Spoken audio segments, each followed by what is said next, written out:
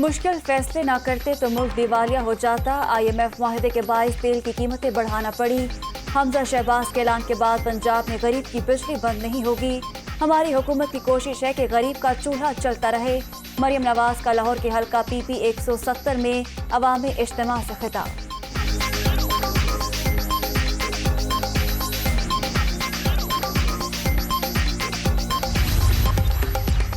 PTI हुकूमत ने बिजली के शोबे में मुजरिमाना गफलत दिखाई। 3963 मेगावाट के मंसूबे तातुल का शिकार हुए।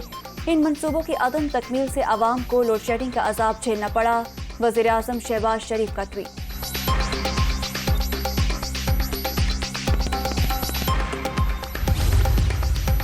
वज़ीर आज़म शहबाज शरीफ का यूटिलिटी स्टोर्स पर बड़ा रिलीफ पैकेज देने का फैसला। आटा, चीनी, घी, दालों और चावल पर 68 अरब रुपए की सब्सिडी दी जाएगी।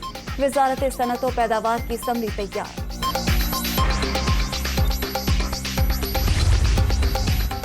सुप्रीम कोर्ट से ज़िमनी इलेक्शन की सूरत हाल का भी नोटिस ले। पोलिंग से चंद दिन पहले रिटर्निंग ऑफिसर को तब्दील कर दिया गया।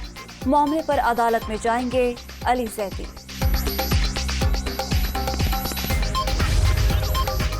और कोयटा में बारिश से तबाही, छतें गिरने के वाकयात से 2 खवातीन जाँ बहक।